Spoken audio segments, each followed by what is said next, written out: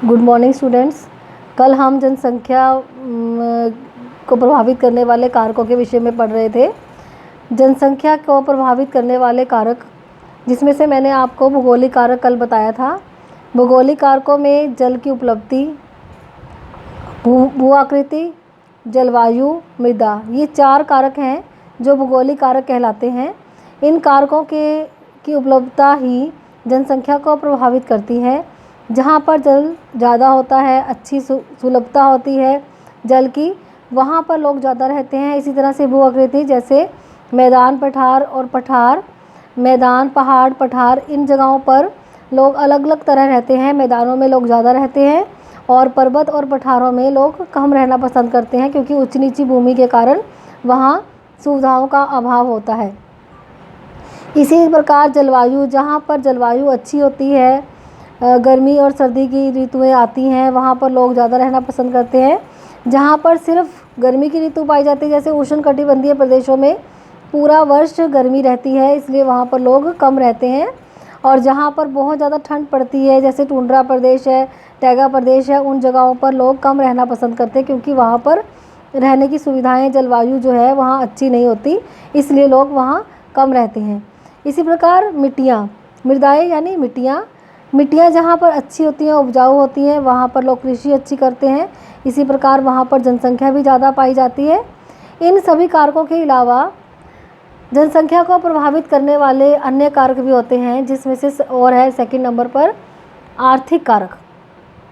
आर्थिक कारक जो मनुष्य की आर्थिक क्रियाओं में सहायक होते हैं, जहाँ पर मनुष्य को रोज़गार सही ढंग से मिलता है, अच्छे रोज़गार के अवसर प्राप्त होते हैं, वहाँ पर लोग ज़्यादा रहना पसंद करते हैं। सभी इस प्रकार के संसाधन जहाँ ज़्यादा पाए जाते हैं, जैसे खनिज जहाँ पर ज़्यादा पाए जाते हैं, कुशल श्रमिक वहीं पर होते हैं। इसके साथ साथ खनिजों के कारण वहाँ पर खनन का कार्य बहुत होता है, यानी खनन का मतलब है खनिजों को ज़मीन से बाहर निकालना। और जहाँ पर खनिज अधिक होते हैं, वहाँ पर उद्योग भी बहुत अच्छे लगते हैं।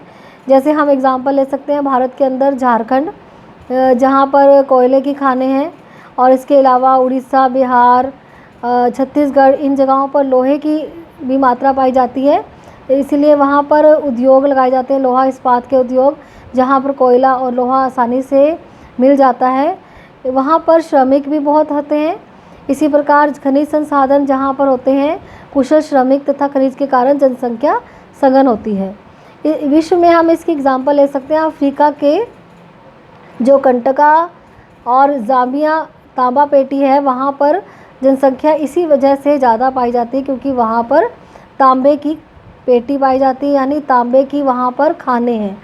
तांबा बहुत अधिक मात्रा में वहाँ मिलता है, इसीलिए अफ्रीका की जो कंटका और ज़ाम्बिया जो जगह है, वहाँ पर जनसंख्या ज़्यादा पाई जाती है।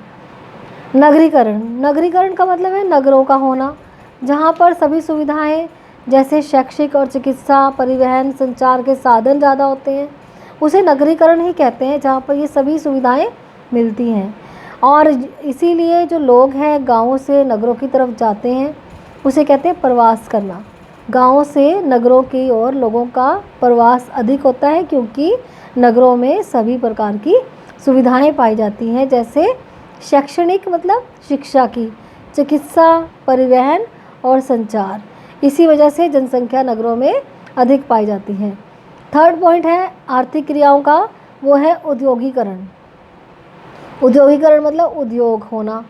जब उद्योग ज़्यादा लगते हैं तो वहाँ पर रोज़गार के अवसर भी अधिक मिलते हैं, लोगों को बहुत प्रकार की रोज़गार मिलते हैं, वहाँ पर श्रमिक मिलते हैं। इसीलिए जहाँ पर उद्योगीकरण होता है, वहाँ पर भी लोग आकर्षित होते हैं। जैसे हम एग्जाम्पल ले सकते हैं जापान का कोबे ओसाका प्रदेश, यहाँ पर अनेक उद्योग स्थित हैं, इसी कारण यहाँ पर जनसंख्या ज़्यादा है। इसी प्रकार और भी जहाँ पर जनसंख्या ज़्यादा उद्योग पाए जाते हैं, उन जगहों पर जनसंख्या ज़्यादा होती है। अच्छा, हमारा पॉइंट जो है वो है सामाजिक एवं सांस्कृतिक कारक। सामाजिक कारक, अलग अलग तरह के समाज में वर्ग हैं। सांस्कृतिक कारक जो हमारे रीति रिवाज हैं, हमारे धर्म हैं, उन्हें सांस्कृतिक कारक कहते हैं। जहाँ पर लोग सामाजिक एवं सांस्कृतिक अशांति फैलाते हैं, वहाँ पर लोग कम रहते हैं, क्योंकि वहाँ पर वो अपनी सुरक्षा नहीं महसूस करते। लोग दूसरी जगह जाकर रहना शुरू कर देते हैं। इसके साथ साथ इसका एक पॉजिटिव पॉइंट भी है, जैसे सामाजिक कारक, जहाँ पर लोगों के एक जैसे वर्ग रहते हैं, एक धर्म के लोग रहते हैं, वहाँ लोग ज़्यादा रहना पसंद करते हैं अपने धार्मिक स्थलों के पास, या फिर जहाँ पर उनके धर्म के लोग रहते हैं। तो ये सब चीज़ें भी जो है, ये सब कारक भी जनसंख्या को प्रभावित करते हैं। जहाँ पर सामाजिक एवं सांस्कृतिक अशांति होती है, वहाँ जनसंख्या कम पाई जाती है। और जहाँ पर धार्मिक कारक भी होते हैं, जैसे कोई दार्शनिक स्थल है, मंदिर है, गुरुद्वारा है, या फिर मस्जिद है, जहाँ पर लोगों को लगता है कि हम लोग वहाँ पर दर्शन करने जाते हैं, तो उन जो भवन होते हैं उन स्थलों पर लोग जाना पसंद करते हैं, वहाँ पर रहना भी पसंद करते हैं। इसी तरह से जो सामाजिक कारक और सांस्कृतिक कारक है, वो भी जनसंख्या के वितरण को प्रभावित करते हैं। आइए हम अपना नेक्स्ट पॉइंट देखते हैं, वो है जनसंख्या वृद्धि। जनसंख्या वृद्धि मतलब जनसंख्या का बढ़ना। अगर हम कुछ पिछले सालों में देखना चाहें कि जनसंख्या में क्या परिवर्तन आता है, तो हम उसे जनसंख्या वृद्धि के नाम से कहते हैं। जनसंख्या वृद्धि अथवा परिवर्तन। जनसंख्या वृद्धि या जनसंख्या परिवर्तन से अभिप्राय है किसी क्षेत्र में समय की किसी निश्चित अवधि में बसे हुए लोगों की संख्या में परिवर्तन से है। अर्थात जब किसी क्षेत्र में लोग किसी समय से रह रहे हैं, उस समय में अगर हम देखें, उस समय से लेकर अब तक देखें कि उनकी संख्या में कोई परिवर्तन आया है या नहीं आया है, उसे हम कहते हैं जनसंख्या वृद्धि। किसी क्षेत्र में समय की किसी निश्चित अवधि में बसे हुए लोगों की संख्या में परिवर्तन से है, उसे कहते हैं जनसंख्या वृद्धि। यह परिवर्तन धनात्मक और ऋणात्मक दोनों तरह से हो सकता है। हम इस चीज़ के लिए पहले भी चर्चा कर चुके हैं, जब हमने भारत के भूगोल के विषय में उसमें जनसंख्या के बारे में पढ़ा था। उसका लेसन जो हमारा था फर्स्ट, जो भूगोल का पार्ट 2 भारत का है, उसके अंदर भी हमने जनसंख्या वृद्धि के विषय में पहले पढ़ा हुआ है। और उसके अंदर मैंने आपको बताया हुआ है धनात्मक और ऋणात्मक किस प्रकार होते हैं। जैसे परिवर्तन बढ़ जाता है, पिछले सालों से जनसंख्या बढ़ गई है, तो उसे बोलेंगे धनात्मक परिवर्तन। जब अब के सालों में पिछले सालों से जो जनसंख्या है वो कम हो जाती है, तो उसे कहते हैं ऋणात्मक परिवर्तन। दो तरह के परिवर्तन, धनात्मक और ऋणात्मक जनसंख्या की वृद्धि में परिवर्तन होते हैं।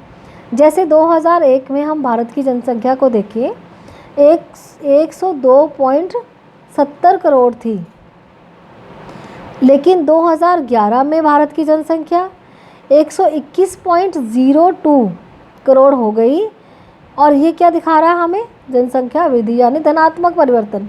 इस समय जनसंख्या जो बढ़ी है वो बड़ी है। और 2001 में से अगर जनसंख्या को हम घटाएंगे तो क्या होगा? 2011 की जनसंख्या 121 करोड़ है और 102 करोड़ क्या है? 2001 की जनसंख्या। इनको जब हमने माइनस किया है तो क्या आंसर आया हमारे पास? 18.32 करोड़। तो ये जो जनसंख्या हमारे पास आई, ये बढ़ी हुई जनसंख्या है, इसे हम कहते हैं जनसंख्या वृद्धि।